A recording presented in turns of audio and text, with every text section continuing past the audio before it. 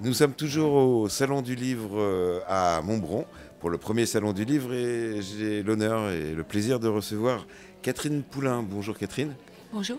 bienvenue derrière le micro de la 16. Alors tout d'abord, pourquoi vous êtes venue au Salon du Livre? J'ai été invitée par Eric parce qu'il y a plusieurs années, j'avais participé au festival à Arras, Couleur du Arras, oui, Présent. où il organisait le Oui, Salon oui, du oui. Livre Oui, Arras. Et maintenant oui, c'est à Montbron. oui. C'est la première fois que vous venez en Charente? Oh non, j'habite le Médoc maintenant. D'accord. Donc j'ai des amis en dessous de Rochefort, domaine de la Massonne, et j'étais allée à quelques rencontres déjà culturelles chez cet ami. D'accord. Alors, vous avez écrit un livre un peu particulier qui concerne la pêche industrielle. Mais avant d'écrire ce livre, vous êtes allé en Alaska, c'est ça? Au Oui, Canada. oui, j'ai pêché 10 ans en Alaska. Alors, Ouais. c'est quoi le métier de pêcheur? Et ce métier? Parce que c'est pas courant déjà de voir une femme et en plus un écrivain. Oui. Bon, en France, c'est pas très courant. Oui. Il y en a quand même quelques-unes. En Alaska, c'est beaucoup plus courant parce que justement, les Américains sont arrivés, ont vraiment peuplé le pays, euh, peut-être à partir des années 1929, au moment de la crise de 29. Et les femmes arrivaient avec les hommes, avec des fois les gamins sous les bras et puis la Winchester sur l'autre bras. Et donc c'est un pays, c'est un État où je pense les femmes sont encore un peu pionnières. Donc il y a beaucoup plus de femmes qui pêchent et qui font des travaux d'hommes, des soi-disant d'hommes. Et pourquoi avoir fait ça? Pourquoi avoir vous avez été attiré par ce métier, je suppose. Oui, j'ai beaucoup voyagé dans ma vie. J'aimais le travail physique, j'aimais travailler au dehors et j'ai envie de larguer pour de bon. Et je me dis si j'embarque, si je pars pêcher, il y aura tout ça. En plus, l'Alaska, on appelait ça The Last Frontier, la dernière frontière. Alors je voyais le côté très romanesque, passer la dernière frontière, et là, tout va peut-être recommencer. Et surtout, il y avait une fièvre derrière. J'ai lu Anita Conti, évidemment. Elle parle de cette exaltation, cette fièvre, et le corps qui se... Le travail physique qui fait que je ne pense plus, je suis par mon corps, par mon... Et puis l'océan par tout simplement tout larguer. Et puis se retrouver à bord avec un équipage qu'on ne connaît pas et devoir tout réinventer à chaque fois.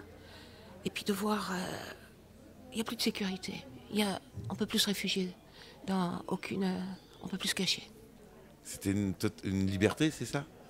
Une liberté tout en étant... Une liberté dans la servitude. Ouais. Parce que c'est quand même une grande servitude. Il y a une discipline extrême sur ces bateaux par rapport pour la sécurité, et puis le travail, c'est le travail tout le temps. Et puis l'urgence sans cesse. Parce qu'on n'est rien du tout sur un bateau, on a un tout petit équipage de rien du tout face aux éléments. Donc, j'ai surtout trouvé une liberté à l'intérieur de moi. Par rapport justement à cette servitude et cette... ne plus penser à moi, comme dit Anita Conti, ne plus retourner à soi. Il faut au contraire tout donner, sortir de soi et tout lâcher. Voilà. À la suite donc vous avez fait combien de temps sur ce bateau? Oh, ce bateau, j'ai fait quelques semaines. Oui. Ce que j'aimais là-bas, c'est que on embarque, on change très très souvent de bateau avec les saisons. Et donc à chaque fois, il faut tout réinventer, tout retrouver un autre équipage.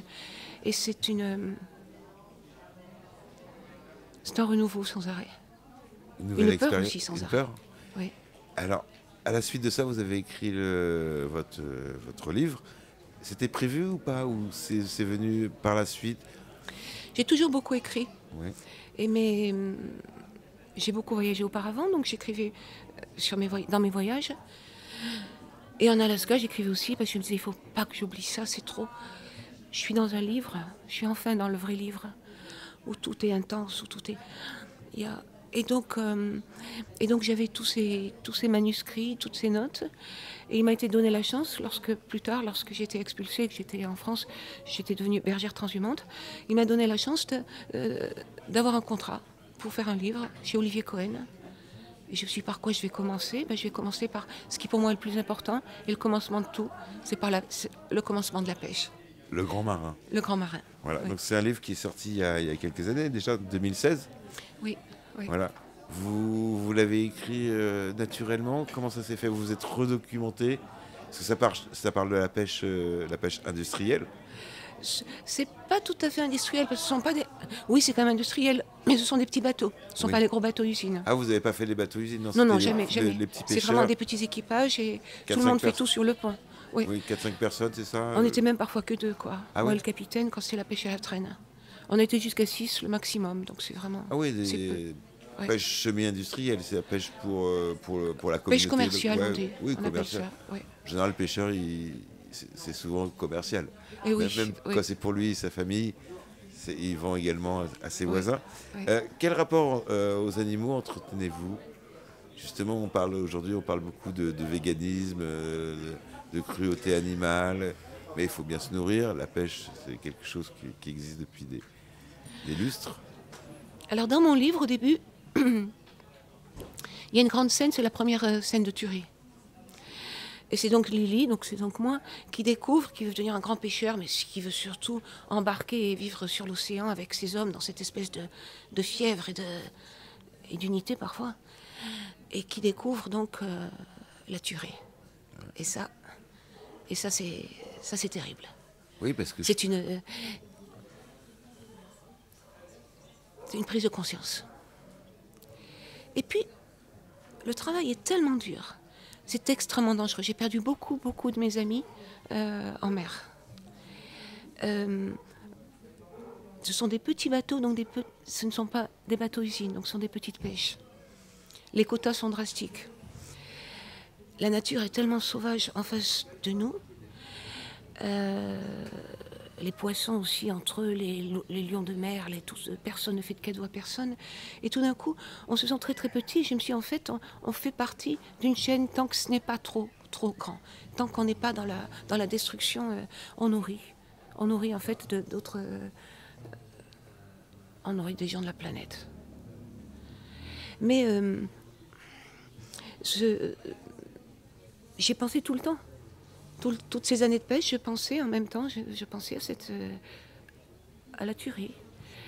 Et je vais sortir, il y a un essai de moi qui va sortir le 30 août, et je parle justement de cette part animale, et j'essaye de ce grand questionnement par rapport à l'assujetti, le domestiqué, le sauvage, et nous, notre place dans tout ça. Et ayant été bergère aussi, je me suis sans arrêt posé la question sur la finalité d'eux. Donc, je ne fais pas de cadeau par rapport à, par exemple, dans le dernier essai, à ce désir de manger la viande crue parfois comme un animal, et en même temps, cette impuissance à pouvoir protéger, à pouvoir sauver, enfin, à aimer les animaux. Oui, cette espèce cette terrible chose dans laquelle on se sent, c'est tiraillement. Ouais. Dirons-nous. Oui, c'est d'un côté, on aime les animaux, on ne veut pas leur faire de mal, mais d'un autre côté, il faut bien se nourrir, il faut bien manger. Et quand on entre dans la nature, quand on pénètre la nature un peu, on se rend compte que la nature aussi est d'une sauvagerie extraordinaire. Donc il ne faut pas dépasser, évidemment, ses limites. Il ne faudrait pas dépasser comment dire ça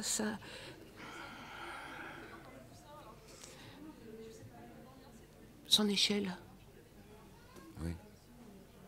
Oui. Il ne faut pas prendre plus que ce qu'on a besoin. Oui. Voilà. Oui. Tout simplement. On voit, vous écoutez, vous êtes une autrice. Alors, vous vous considérez comme autrice ou écrivaine? Oh, je ne sais pas. Comme me disait une amie, écrivain, je ne pense pas que ce soit un statut. Un jour, une petite fille vient me voir et me demande comment on fait pour être écrivain. Alors, je lui dis, est-ce que tu aimes écrire? Oh oui, j'aime écrire. Elle me répond, j'écris tous les jours. Je dis, donc tu es un écrivain. Donc autrice, oui, par la force des choses, parce que... mais j'ai toujours écrit, Donc, est-ce que j'ai pas toujours été écrivain? Est-ce que être écrivain, c'est être reconnu? Je ne sais pas. C'est peut-être juste aimer le faire oui, aimer écrire. Tout simplement. Tout simplement, je pense. Alors, comment considérez-vous la place justement des auteurs et des autrices aujourd'hui dans l'espace public et politique? Quel rôle devrait-il avoir? Devrait-elle avoir? Je ne sais pas. Euh, Là, je suis bien embarrassée. Vous, vous êtes engagé ou pas? Oui, vous êtes quand même. Vous vous sentez engagé Engagée par rapport à la société, à l'évolution de la société dans cette toute petite planète? Je voudrais que mes livres soient comme des témoignages. C'est ma responsabilité. Ma responsabilité, c'est de ne pas mentir. Mais je ne veux pas me prendre trop au sérieux. Ce que je dis, ce n'est que ce que je dis moi-même. Quand on voit l'univers, quand on voit... Je me dis, je vais rester à ma place. Surtout pas me prendre trop au sérieux. Mais que ça reste...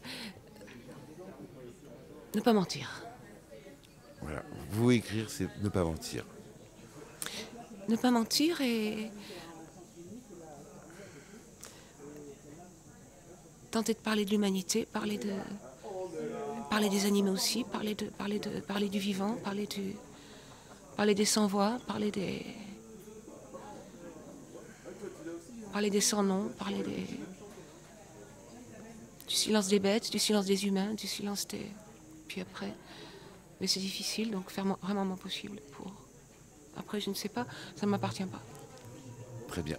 Ben, je vous remercie beaucoup d'être venu nous parler, de répondre à ces quelques questions. C'était très intéressant.